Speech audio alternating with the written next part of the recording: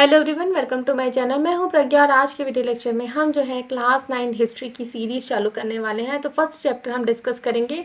तो first chapter है हमारा the dawn of modern culture in Europe and India.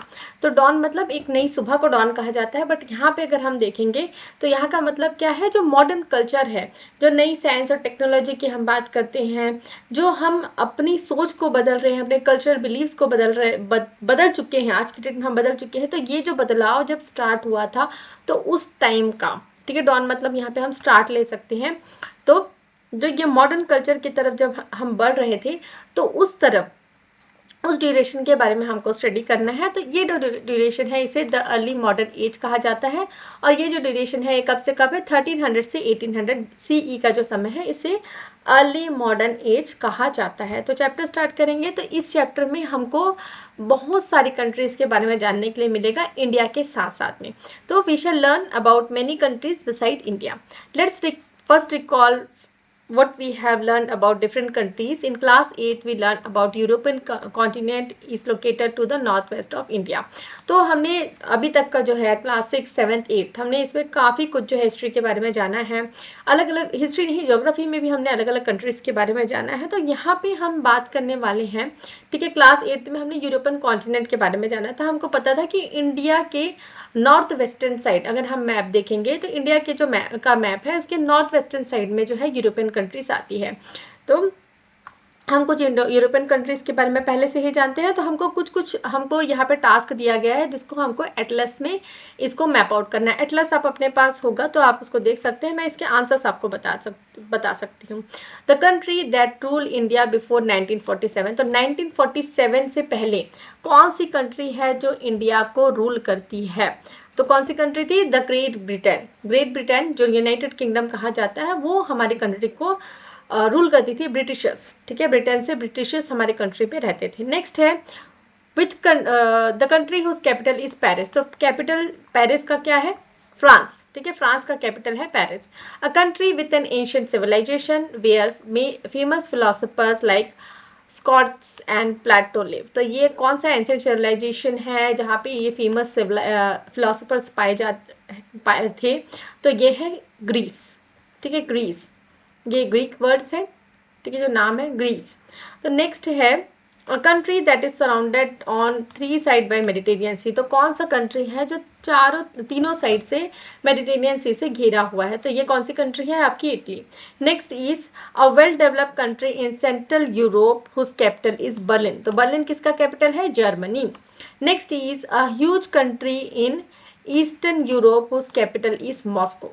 ठीक है, तो कौन सी कंट्री है ईस्टर्न यूरोप में जिसका कैपिटल है मॉस्को? तो क्या है मॉस्को? मॉस्को किसका कैपिटल है? रशिया। तो ये सारे जो है इसके आंसर्स में आपको क्वेश्चन आंसर्स जब हम डिस्कस करेंगे उसमें मैं दे दूंगी। यहाँ पे हम ओरली इसको डिस्कस कर रहे हैं। Next is if we travel by land from India to Paris which are the countries we will cross. तो अगर हम इंडिया से पेरिस जा रहे हैं तो हम कौन सी कंट्रीज को क्रॉस करते हुए जाएंगे? तो इसमें आएगा, देखिए पाथ बहुत सारे हैं। तो जो हम लैंड रूट की अगर हम बात करते हैं तो हमको कहाँ से कहाँ जाना पड़ेगा इंडिया से पेरिस के लिए? तो इंडिया से सबसे पहले हम जाएंगे पाकिस्तान, पाकिस्तान के बाद हम जाएंगे ईरान, ईरान के बाद जाएंगे हम टर्की, टर्की से ग्रीस, ग्रीस से इटली, इटली से स्विट्जरलैंड, स्विट्जरलैंड से फ्रांस। तो हम यहाँ से पूरा इंडिया से पेरिस जाने के लिए हमको ये सारी कंट्रीज जो है हमको वो करना पड़ेगा। Next is if you want to go to England by sea, trace the route we will have to take on the map with your finger। ठीक है, तो अगर आपको इंग्लैंड जाना है सी रूट से तो आप कैसे जाएंगे? तो आपको मुंबई जो है, मुंबई पोर्ट जो है इंडिया का, वहाँ से हम ट्रैवल करना स्टार्ट करेंगे। तो हम अरेबियन सी से होते हुए कौन से सी में जाएंगे? रेड सी में जाएंगे, रेड सी से होते होते हम मेडिटेरियन सी में जाएंगे, मेडिटेरियन से अटलांटिक ओशन से यूनाइटेड किंगडम। ये हमारा ट्रैवल रूट होगा। Next is locate Iran on the map. तो आपको मैप में ईरान देखना है। तो this country has very ancient cultural ties with India. तो ईरान को हमको मैप में लोकेट करना है। तो यहाँ पे ये बताया जा रहा है कि ईरान जो है उसके बहुत अच्छे कल्चरल टाइज रहे हैं इंडिया के साथ में। तो ईरान कहाँ पे लोकेटेड है? नॉर्थ वेस्ट ऑफ इंडिया, ठीक है, north west of India, Pakistan और इराक के बीच में। नेक्स्ट हमको देखना है इराक। इराक कहाँ है, ठीक है, तो locate Iraq to the west of Iran. तो ईरान हम देखें, उसके बाद ईरान के वेस्टर्न साइड में क्या है, इराक, ठीक है। तो this country has a civilization contemporary to Harappa. तो हरप्पा सिविलाइजेशन के कंटेम्प्रेरी जो है यहाँ पे एक सिविलाइजेशन था जिसे क्या कहा जाता है, Mesopotamian civilization with existed same, जो सेम टाइम ड्यूरेशन है जब हरप्पा सिविलाइजेशन वहाँ पे एग्जिस्ट होता था उसी समय में। Next is locate Arabian peninsula, Islam was born here and Christianity began in Palestine.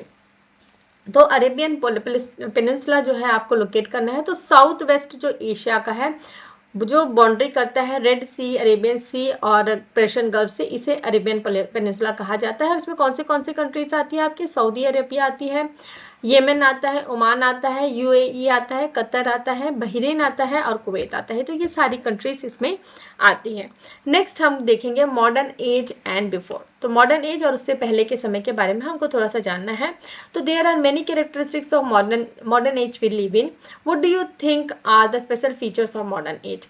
Are they different from early age? Are the main difference in political system, social system, in culture, ideas और in political system? तो ये आपको discuss करना है अपनी class में। तो यहाँ पे ये बोला जा रहा है कि आज जो हम इस मॉडर्न एज में रह रहे हैं, 21st सेंचुरी में रह रहे हैं, तो यहाँ पे जो हम जिस तरीके से रह रहे हैं, आज की डेट में कोई छुआछूत की भावनाएं नहीं है, हम साइंस को बिलीव करते हैं, रिलीजियस बिलीव्स में भी काफ़ी सारी चेंजेस आए हैं। अब हम एकदम रिलीजन्स जो है उसके एकदम पीछे नहीं भाग रहे हैं, किसी को भी कास्ट के बेसिस में डिस्क्रिमिनेट नहीं किया जाता है। हमारा जो इकोनॉमिक सिस्टम है वो भी काफ़ी चेंज हो चुका है, व्यापार करने का तरीका बहुत चेंज हो चुका है।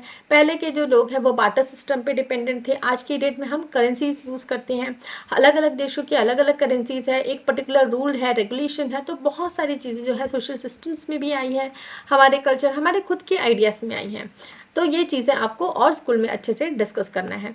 Next is historians also debate issues like what are the features of modern age, just like you did in class. तो हिस्टोरियंस जो हैं, जो हिस्ट्री को स्टडी करते हैं, उनके पास भी हमेशा एक डिबेट का इशू होता है कि मॉडर्न एज, इनके स्पेशल फीचर्स क्या हैं, ठीक है, जो आज के एरा में हम रह रहे हैं उसके स्पेशल फीचर्स क्या हैं। तो it is widely accepted that the two main features that distinguish the modern age from early eras are industrial production and democratic government। तो अगर हम वाइडली एक्सेप्टेड हम किसी टॉपिक को लेंगे जहाँ पे हम मॉडर्न एज और अर्ली एरा को डिस्टिंग्विश कर रहे हैं, ठीक है, सबसे इम्पॉर्टेंट डिफरेंस क्या है? तो दो डिफरेंस है सबसे इम्पोर्टेंट। सबसे पहला तो है इंडस्ट्रियल रेवोल्यूशन। तो अर्ली एजेस की अगर हम बात करें तो वहाँ पे कोई इंडस्ट्रीज नहीं हुआ करती थी, हैंड क्राफ्टेड प्रोडक्ट्स हुआ करते थे और उन प्रोडक्ट्स को बेचा जाता था, उसमें काफ़ी टाइम लगता था। हाथ से बनाई हुई चीज़ें, हैंड क्राफ्टेड मीन्स हाथ से बनाई चीज़ें जिनका प्रोडक्शन करना भी थोड़ा सा डिफिकल्ट होता था, उसमें कॉस्ट भी ज़्यादा लगता था, उसकी प्राइसेस भी ज़्यादा लगती थी।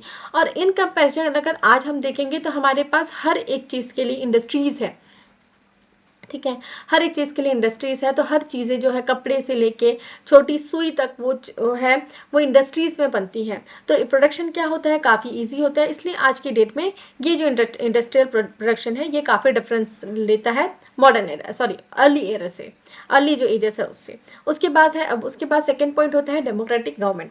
तो हमारे पास आज की डेट में क्या है, डेमोक्रेटिक गवर्नमेंट है। तो डेमोक्रेटिक गवर्नमेंट का क्या होता है, जहाँ पे हम अपना खुद का प्रतिनिधि चुनते हैं और वो प्रतिनिधि जो है वो पूरे राज नहीं करता, वो पूरे देश को चलाता है। जैसे कि अगर हम हमारी कंट्री की बात करें तो हमारी कंट्री को कौन चलाते हैं, प्रेसिडेंट और प्राइम मिनिस्टर और उनके साथ जो काउंसिल ऑफ मिनिस्टर्स है वो मिलके। तो इस तरीके की गवर्नमेंट जहाँ पे वोटिंग सिस्टम होता है, जहाँ पे वोटिंग सिस्टम के बाद आप अपने प्रतिनिधि चुनते हैं, तो ये जो है इसे डेमोक्रेटिक गवर्नमेंट कहा जाता है। तो it is more difficult to pinpoint the social and cultural change that have taken place in modern age, but we can still make some general observation। तो यहाँ पे ये थोड़ा सा डिफरेंट होता है, डिफिकल्ट होता है अगर हम सोशल और कल्चरल चेंज के बारे में बात करें। सोशल मतलब हमारे रहने सहने का तरीका, और कल्चरल चेंजेस मतलब जो हम कल्चर्स को मानते आ रहे हैं। तो इनको कंपैरिजन करना थोड़ा सा डिफिकल्ट होता है, बट ठीक है, हम कुछ पॉइंट्स को कंसिडर करते हैं इसमें भी। So we give less importance to person caste background, ठीक है, अगर हम पॉइंट्स को नोट डाउन करें तो आज की डेट में हम पर्सन के कास्ट बैकग्राउंड पे नहीं जाते। ऐसा नहीं होता कि आप हैंड पंप से पानी ले रहे हैं, पहले के समय में ऐसा होता था, ये मेरे खुद का एक्सपीरियंस रहा है। आप हैंड पंप से अगर आप पानी ले रहे हैं कोई अगर अपर कास्ट का व्यक्ति है जो हैंड पंप से पानी ले रहा है, और अगर आपने वही हैंड पंप पे आप चढ़ भी गए तो वो उस पानी को पूरा फेंक के नेक्स्ट आपको पानी भरते और आपको समझाइश देते थे कि मेरे पानी भरते तक आप इस तरफ देखना भी नहीं। ये मेरा पर्सनल एक्सपीरियंस है, जब गांव वगैरह में जाते हैं तो इस तरीके की चीज़ें होती थी पहले। पर आज की डेट में इस तरीके के भेदभाव होता है क्या? नहीं होता है। कहीं होता भी होगा तो बहुत ही पिछड़ा इलाका है वहीं होता होगा, ऐसा तो अब नहीं होता। So everyone is treated equally before law.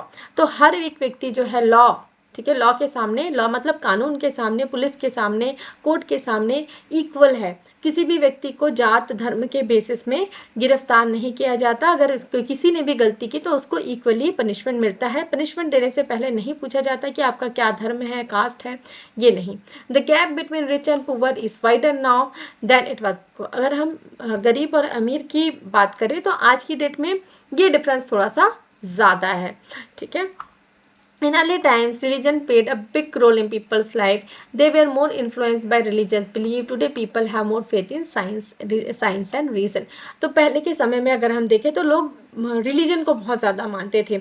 जो हमारा धर्म है उसको बहुत ज़्यादा मानते थे। जिसका ज़्यादा बड़ा धर्म वो ज़्यादा ऊंचा व्यक्ति माना जाता था। तो आज की डेट में क्या है, जिसके पास ज़्यादा पैसा है वो ऊंचा व्यक्ति माना जाता है। लेकिन यह पहले के समय में रिलीजन बहुत बड़ा रोल प्ले करता था कि उनके रिलीजियस बिलीफ क्या है, और हम हर चीज़ को रिलीजन से जोड़ते थे। हमारे पृथ्वी के बारे में अगर हम उस समय साइंस उतना डेवलप नहीं था तो हर चीज़ को हम रिलीजियस बिलीफ्स के साथ ही जोड़ते थे। और आज की डेट में अगर हम देखें तो हम साइंस को मानते हैं, हम टेक्नोलॉजी को मानते हैं, हम हर चीज़ का एक रीज़न जानना चाहते हैं। जैसे कि आजकल आपने बहुत सारे डिबेट्स भी देखे होंगे, जो कथावाचक हैं, अनुरुद्धाचार्य हो गया और कुछ और होता है। तो ये सारे डिबेट से फंस जाते हैं क्योंकि साइंस अलग चीज़ होती है और साइंस हमेशा एक रीज़न को मानता है, ठीक है। तो बहुत सारी जो रिलीजियस बिलीफ होते हैं उसका कोई रीज़न नहीं होता, हम उसको मानते आ रहे हैं। बहुत सारे ऐसे पॉइंट्स हैं उसमें। तो in this chapter we shall trace how and when the society of middle ages move to modern era. The age when this process began is called early modern era. तो इस चैप्टर में हम इसी चीज़ को देखने वाले हैं, इसी चीज़ को ट्रेस करने वाले हैं, मतलब इसी चीज़ के बारे में जानने वाले हैं कि कैसे और कब, ठीक है, कब, कैसे, कहाँ जो ये सोसाइटी है जो मिडिल एजेस की, जहाँ पे पिछड़ापन था, जो हम पहले की तरीके सोच रखते थे, उस सोच को हम कैसे चेंज करके जो है मॉडर्न एरा, जो आज का जो डेट है वहाँ पे हम लोग आ गए। और जब ये प्रोसेस बिगेन हुआ, जब ये चेंज का जो प्रोसेस बिगेन हुआ, तो इस प्रोसेस को क्या कहा जाता है? Early modern era. तो इस एज को क्या कहा जाता है? Early modern era. तो हम हमेशा जो है हिस्ट्री में सीई की बात करते हैं, सीई बीसीई की बात करते हैं। तो ये क्या होता है? कॉमन एरा क्या होता है? So while each community or region has its own way of calculating time, today all countries the world over have adopted a common method of keeping time and dates. This is called common era or CE in short. We are living in 21st century of common era. The time before beginning of common era is called before common era, BC in short. तो यहाँ पे हम common era किसको बोल रहे हैं? पूरा जो विश्व है उन्होंने मिलके एक पर्टिकुलर मेथड अडॉप्ट किया है जिससे वो टाइम और डेट्स को कैलकुलेट करते हैं। तो इसको क्या कहा जाता है? कॉमन एरा कहा जाता है। और अभी हम लोग 21st सेंचुरी जो है कॉमन एरा की, वहाँ पे रह रहे हैं। और इस एरा से पहले का जो टाइम है, the time before beginning of common era, ठीक है, कॉमन एरा का जो टाइम है उससे पहले का जो टाइम है उसे क्या कहा जाता है? BCE, before common era. The process of change in Asia and Europe began sometime from 14th century and continued till 750 CE। तो ये जो प्रोसेस है चेंज का, ये जो मॉडर्नाइजेशन का जो प्रोसेस है, ये कब स्टार्ट हुआ? एशिया और यूरोप में 14th सेंचुरी के आसपास ये स्टार्ट हुआ और 750 CE तक चला। CE मतलब कॉमन एरा तक चला। तो religion, politics, art, commerce, trade saw many changes during this 450 years. तो ये जो 450 ईयर्स का जो ड्यूरेशन है, ये 1300 से 750 का 1750 का, तो ये जो 450 ईयर्स, यानी इतने सालों में क्या क्या चेंजेस आए हमारे में, हमारे धर्म में, जो पॉलिटिक्स होती है उसमें, आर्ट में, कॉमर्स में, ट्रेड में। तो कॉमर्स क्या होता है? व्यापार, ठीक है, वाणिज्य। तो वाणिज्य क्या होता है? जिसमें कोई व्यक्ति जो है क्या करता है? कोई सामान बनाता है और उसको मार्केट में ले जाकर बेचता है और पैसे कमाता है। तो ये जो पूरा प्रोसेस होता है इसे क्या कहा जाता है? कॉमर्स कहा जाता है। ट्रेड भी व्यापार ही होता है। तो more and more people People began to live in cities and they also began to think differently. The pre-modern age laid the ground for industrial revolution and French revolution. तो यहाँ पे ज़्यादा से ज़्यादा लोग जो है वो क्या है सिटीज़ में रहने लग गए, ठीक है, शहरों में रहने लग गए और वो उनकी सोच भी धीरे धीरे बदलने लगी। शहरों में नई टेक्नोलॉजी के साथ में उनकी सोच भी बदलने लगी। और ये जो प्री मॉडर्न एज है इसने फाउंडेशन ले किया किसका, इंडस्ट्रियल रेवोल्यूशन और फ्रेंच रेवोल्यूशन का, जिसके बारे में हम आगे देखेंगे। तो इंडस्ट्रियल रेवोल्यूशन क्लियर है, जो इंडस्ट्रीज आते गई, हमारे जो हैंड क्राफ्टेड टेक्नोलॉजीज है उसको चेंज करके इंडस्ट्रीज आते गई। तो ये जो इंडस्ट्रीज का डेवलपमेंट हुआ वो कैसे हुआ, कब हुआ, कहाँ हुआ, ये हम आगे के चैप्टर्स में देखेंगे। So what development took place in Asian countries like India, Iraq, Iran, Turkey and European countries like Italy, Holland, France, England between 14th and 18th century that led to economic and political revolution। तो इस chapter में हम लोग पूरी चीज़ें जानेंगे कि जो एशियन कंट्रीज़ है और जो यूरोपियन कंट्रीज़ है इसमें जो ये चेंजेस हुए, डेवलपमेंट हुए, ये कैसे हुए, कब हुए, जिससे जो है ये इकोनॉमिक और पॉलिटिकल रेवोल्यूशंस आए, ठीक है। इकोनॉमिक मतलब जो अर्थव्यवस्था है उसमें चेंजेस आए और पॉलिटिकल जो हम लोग डेमोक्रेसी वगैरह की बात कर रहे हैं ना, जो राजनीति में कैसे चेंजेस आए उसके बारे में हमको देखना है। तो the changes were many but we shall discuss only cultural, religious and intellectual changes that took place. तो बहुत सारे चेंजेस हैं इसमें, है ना। मॉडर्न एरा में जो हम रह रहे हैं उसमें बहुत सारे चेंजेस हैं, लेकिन हम लोग 3 पॉइंट्स को देखेंगे, कल्चरल चेंजेस, रिलीजियस चेंजेस और इंटेलेक्चुअल चेंजेस। तो कल्चरल हमारे जो कल्चर्स है उसमें कैसे चेंजेस है, रिलीजन हमारे धर्म में कैसे चेंजेस है, और इंटेलेक्चुअल मतलब जो हम साइंस और टेक्नोलॉजी की बात करते हैं उसमें चेंजेस कैसे आए। The 3 important process occurred between 14th and 18th century. They are Renaissance, reformation and enlightenment. तो यहाँ पे 3 प्रोसेस जो है 14 से 18 सेंचुरी के बीच में हुआ। तो सबसे पहले रेनेसेंस मतलब क्या होता है, रीबर्थ मतलब हमारे सोचने का जो तरीका है हमने उसको चेंज कर दिया, हम हर चीज़ में जो है रीज़न ढूंढने लग गए। वैसे ही रिफॉर्मेशन एंड एनलाइटमेंट। तो this movements are associated with European history. तो ये अगर हम तीनों पॉइंट को देखेंगे तो डिटेल में हम देखेंगे तो ये यूरोपियन हिस्ट्री से रिलेटेड है, लेकिन सिमिलर डेवलपमेंट जो है हमारे एशियन कंट्रीज में भी चले इस टाइम पे। तो जैसे कि अगर हम एग्जांपल देखते हैं तो इंडिया में भक्ति और सूफी मूवमेंट्स, जिसके बारे में हमने क्लास 7th में पढ़ा है, तो इसने लोगों को नई राह दिखाई आर्ट में। तो ये इंडिया में इस तरीके का मूवमेंट हुआ, भक्ति और सूफी मूवमेंट में, ये रिलीजियस मूवमेंट थे। और इनफैक्ट एशिया और Africa contributed significantly to many changes that occurred in Europe. तो अगर हम देखेंगे तो एशिया और यूरोप ने हमारे जो यूरोप में जो चेंजेस है उसमें काफ़ी कंट्रीब्यूशन दिया है। कैसे दिया है, that's why since past few decades historians have been saying we must study the changes not just in European context but in global scale. तो अगर हम हिस्टोरियंस ये डिबेट करते आ रहे हैं कि अगर हमको इनके बारे में जानना है तो हम सिर्फ यूरोप के कंटेक्स्ट में पढ़ाई नहीं कर सकते, हमको ग्लोबल स्केल में देखना होगा कि कहाँ पे क्या क्या चेंजेस आए थे इस ड्यूरेशन में। ऐसा नहीं है कि जो ये रिफॉर्मेशन, रेनेसांस अगर हम इसकी बात कर रहे हैं तो ये सिर्फ यूरोपियन कंट्रीज में ही हुआ है, ये अलग अलग जगहों पे अलग अलग तरीके से अलग अलग लेवल पे हुआ, उनके कल्चर रिलीजन के बेसिस में, ठीक है। जैसे कि अगर हम यूरोपियन कंट्रीज की बात करें तो वहाँ क्रिश्चियनिटी पे लिव रहता है, और अगर हम हमारी कंट्री की बात करें तो यहाँ पे डिफरेंट कल्चर्स है, डिफरेंट रिलीजन्स है। तो हर कल्चर रिलीजन में क्या है, थोड़े थोड़े चेंजेस आके हम आज के मॉडर्न एरा में आए हैं। तो नेक्स्ट देखेंगे हम the different facets of changes. तो ये जो चेंजेस है उसके अलग अलग पहलू हमको देखना है। फेसेट्स मतलब अलग अलग पहलू। तो what exactly happened between 1300 and 750 CE। तो इस ड्यूरेशन में एक्चुअली हुआ क्या था, तो ट्रेड एंड अर्बनाइजेशन, ठीक है, ट्रेड व्यापार बढ़ा, उसके साथ साथ अर्बनाइजेशन बढ़ा, मतलब लोग शहरीकरण बढ़ा। तो ड्यूरिंग दिस पीरियड, इस पीरियड में trade expanded rapidly between Europe, north Africa and Asia. तो इस ड्यूरेशन में क्या है, ट्रेड जो है वो क्या है, रैपिडली बढ़ा, ठीक है, व्यापार जो है रैपिडली बढ़ा। कहाँ पे, यूरोप में, नॉर्थ अफ्रीका में और एशिया में। तो commerce expanded within the country as well. तो उसके साथ साथ जो कॉमर्स है, वाणिज्य है, वो भी अलग अलग कंट्रीज में बढ़ता गया। ट्रेड बढ़ेगा तो कॉमर्स भी बढ़ेगा। तो with different kinds of good being traded, तो अलग अलग तरीके के गुड्स जो है इसमें व्यापार में लाए गए। The growth of trade also saw the growth of cities in 3 continents. New cities were born and older cities expanded. तो जो ग्रोथ है ट्रेड में, इससे क्या हुआ, ठीक है, व्यापार में तेजी हुई, तो उससे क्या हुआ, जो सिटीज हैं उसमें भी ग्रोथ हुआ, उसमें भी बढ़ोतरी हुई। तो ये जो 3 कॉन्टिनेंट्स है, यूरोप, नॉर्थ अफ्रीका और एशिया की हम बात कर रहे हैं, तो यहाँ पे नई नई सिटीज बनने लगी, और जो ओल्डर सिटीज थे, तो पुरानी सिटीज थे, वो क्या होने लगे, बड़े होने लगे। तो दिस अर्बनाइजेशन, ये जो शहरीकरण है, इसने बहुत सारे चेंजेस लेके आए। A new class of wealthy merchants amend, तो इसके साथ साथ नए नए जो है वेल्दी मतलब जिनके पास बहुत पैसा होता है, ठीक है, अमीर मर्चेंट्स, यहाँ पे मर्चेंट्स मतलब व्यापारी यहाँ पे आने लग गए, इमर्ज होने लग गए। तो पीपल ट्रैवल मोर बिटवीन सिटीज, और लोगों का ट्रैवल ड्यूरेशन जो है दूसरे सिटीज में वो ज़्यादा बढ़ने लग गया। इससे क्या हो गया, leading to exchange and spread of new ideas, invention and technology. तो लोग एक जगह से दूसरे जगह जा रहे हैं, तो यहाँ पे वो उनके आइडियाज भी जा रहे हैं, उनके साथ साथ उन्होंने अगर कोई इन्वेंशन किया है, जैसे हमारी सिटी में किसी ने इन्वेंशन किया है, वो दूसरे सिटी में जा रहा है, उस इन्वेंशन के बारे में लोगों को बता रहा है, टेक्नोलॉजी के बारे में बता रहे हैं, तो ये भी ट्रैवल हो रहे हैं इनके साथ साथ में।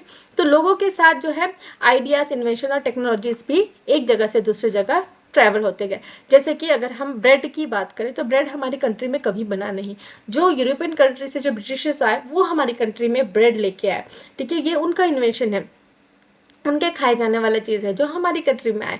अगर हम आज की डेट में अगर इडली की हम बात करें, तो इडली हमारे कंट्री में सदर्न साइड में जो है, जो साउथर्न जो स्टेट्स है वहाँ बनता है, लेकिन आज ऐसा नहीं, इडली आजकल आज हर घर में बनता है। क्या तो वो कहाँ से आए, हमारे सदर्न साइड से। लोग एक जगह से दूसरी जगह एम्प्लॉयमेंट के लिए, ठीक है, एम्प्लॉयमेंट मतलब काम काज के लिए, व्यापार के लिए एक जगह से दूसरी जगह जाते हैं, तो वो अपने साथ साथ ये छोटी छोटी चीज़ें भी लेके आते हैं, और बड़ी जैसे इन्वेंशन टेक्नोलॉजी भी लेके आते हैं। There was one striking difference between the cities of India and Europe.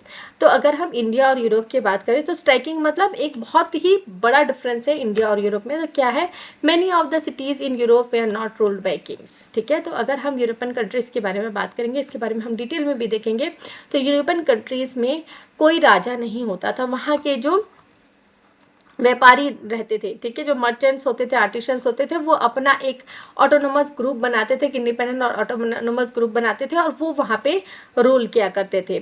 तो to some extent democratic and republic ideas began to take root in the cities. और अगर हम डेमोक्रेसी की बात करें, तो डेमोक्रेटिक और रिपब्लिकन आइडियाज जो है वो इन सिटीज से लेके आया गया है, जहाँ पे एक हम प्रतिनिधि चुनते हैं, और वो प्रतिनिधि जो है पूरे देश में राज नहीं करता, वो चलाता है अपने साथी गणों की मदद से, ठीक है। एक व्यक्ति पूरा रूल नहीं करता, अगर एक व्यक्ति पूरा रूल करता है तो उसे मोनार्ची कहा जाता है। तो दिस सिटीज इंक्लूडेड, अब इसमें कौन सी सिटीज है, जिनोवा, फ्लोरेंस इन इटली, ठीक है, ये सारे सिटीज आते हैं।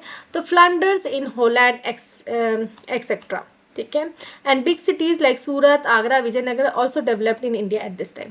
तो इन इंडिया में ये बड़ी बड़ी सिटीज भी डेवलप हो गया है, but they were still under the rule of kings and control of feudatory lords. तो ये सिटीज भी इंडिया में डेवलप होने लगे, लेकिन ये जो सिटीज है वे किसके अंदर थे, ये किसी राजा के अंदर थे, या तो फिर कोई फ्यूडरेटरी लॉर्ड्स, ठीक है, कोई राजा या फिर राजा के द्वारा चुने गए कोई प्रतिनिधि। फ्यूडरेटरी लॉर्ड्स मतलब जो राजा ने कोई प्रतिनिधि चुना है, हाँ तुम इस एरिया में रहो और तुम इस एरिया का पूरा जो है ब्यौरा करोगे, पूरा मतलब इसमें अपना राज लगाओगे, लेकिन किंग के बेसिस पे, ठीक है। फ्यूडरेटरी लॉर्ड्स का मतलब ये होता है। Next is centralised states. Centralised states के बारे में हमको देखना है। तो आगे का जो पोर्शन है वो नेक्स्ट वीडियो लेक्चर में हम कवर अप करेंगे। तो मैं आशा करती हूँ कि आपको यहाँ तक का जो वीडियो लेक्चर है वो समझ में आया होगा। अगर वीडियो समझ में आया तो वीडियो को लाइक शेयर करें, कमेंट करके बताएं कि वीडियो कैसा लगा, और मेरे चैनल के वीडियोस आपको अगर पसंद आते हैं तो चैनल को सब्सक्राइब कर लीजिए, बेल नोटिफिकेशन को भी ऑन कर लीजिए, ताकि जब भी मैं नई वीडियोस डालूँ तो आपको नोटिफिकेशन मिल सके। और अगर आप चाहते हैं मैं किसी पर्टिकुलर टॉपिक में वीडियो बनाऊँ तो भी आप मुझे कमेंट कर सकते हैं, मैं उसको ज़रूर बनाऊँगी। Thanks for watching.